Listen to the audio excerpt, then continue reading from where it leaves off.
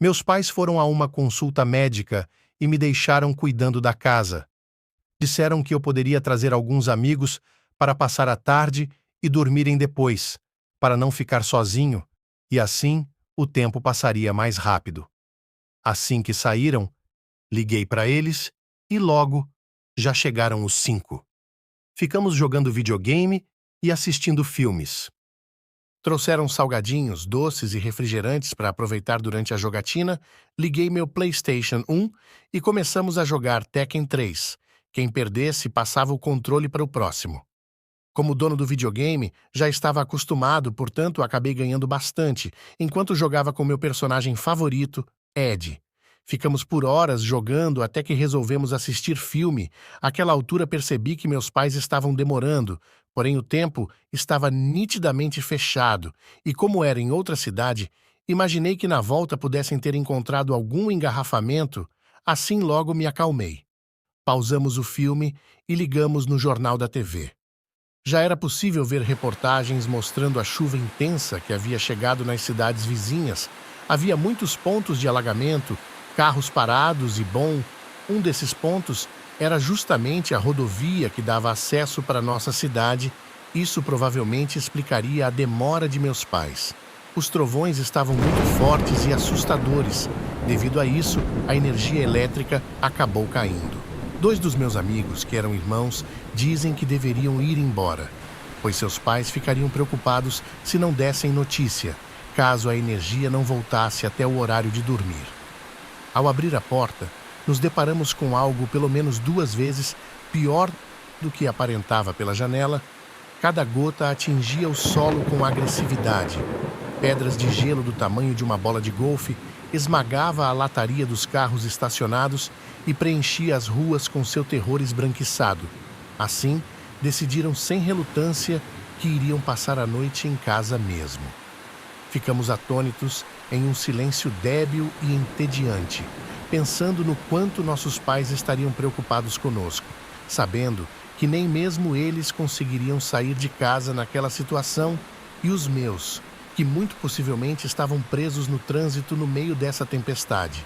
Um dos meninos deu a excelente ideia de brincarmos de esconde-esconde. Excelente, porque a casa era enorme com vários quartos e corredores. Estava escuro e totalmente sem luz, com aquele ar de medo, então seria mais divertido ainda. Depois do pedra, papel ou tesoura, fui selecionado para procurar as crianças. Cheguei até o local escolhido para a contagem, uma parede do corredor entre a sala e a cozinha, e comecei a contar até 30, apoiado na parede fria e escura. A cada número contado, a escuridão ao meu redor parecia se intensificar, e o silêncio, quebrado apenas pelo som da tempestade lá fora, tornava tudo ainda mais assustador. 28, 29, 30, pronto ou não, lá vou eu, gritei, minha voz ecoando pelo corredor vazio. Me viro lentamente e fui à procura deles, iluminado apenas pelo fraco brilho da lanterna que peguei na gaveta da cozinha. A casa parecia diferente à noite, sem luz e sob a sombra dos raios. Os corredores, que de dia eram apenas caminhos triviais entre os cômodos, agora pareciam túneis misteriosos que poderiam levar a qualquer lugar. Cada quarto, cada porta entreaberta, cada canto escuro era um possível esconderijo, mas também uma promessa de algo desconhecido. Caminhei até o primeiro quarto e abri a porta com cuidado. Nada. Me viro em direção ao corredor novamente, meus passos fazendo eco no piso de madeira antiga.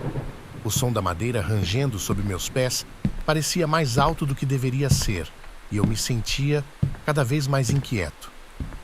De repente, algo chamou minha atenção. No final do corredor, um espelho grande e antigo, coberto por uma fina camada de poeira, refletia a pouca luz da lanterna. Era um espelho que, segundo meus pais, estava na família há gerações.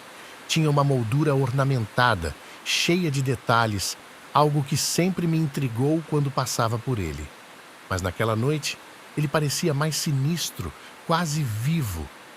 Me aproximo do espelho, curiosamente atraído por ele.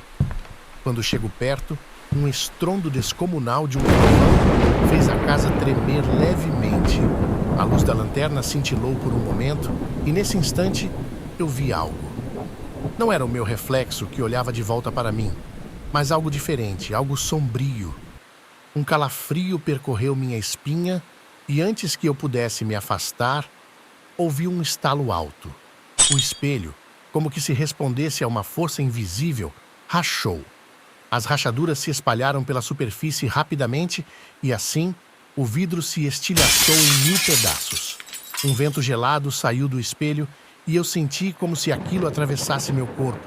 Cada milímetro de mim se arrepiou como uma corrente de eletricidade. Cambaleei para trás, tentando recuperar o fôlego. Tudo ao meu redor parecia girar e eu tive uma sensação estranha, como se algo ou alguém estivesse comigo, dentro de mim.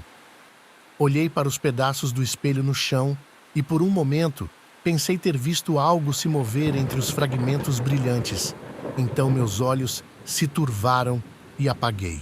Quando abri meus olhos, levantei, respirei fundo e continuei minha busca, agora com uma sensação inexplicável de urgência e desconforto. Não queria mais brincar, estava com medo e assustado, só queria achar logo eles para que pudéssemos ficar juntos. Então, comecei a gritar o nome de cada um na esperança de aparecerem. Horas se passaram e a tempestade lá fora não dava sinais de trégua. A casa estava mergulhada em um silêncio perturbador. Estava exausto e confuso, andando pelos corredores, como se estivesse preso em um labirinto sem saída. De repente, ouço um som.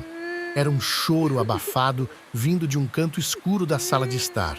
Aproximando-me com cuidado, vi um dos meninos, Vitor, sentado no chão, chorando silenciosamente.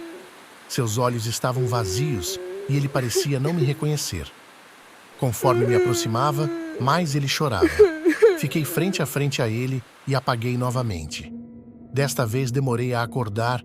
Quando abri os olhos, meus pais já haviam chegado. Meu pai estava me balançando em seu braço para que eu pudesse me recompor.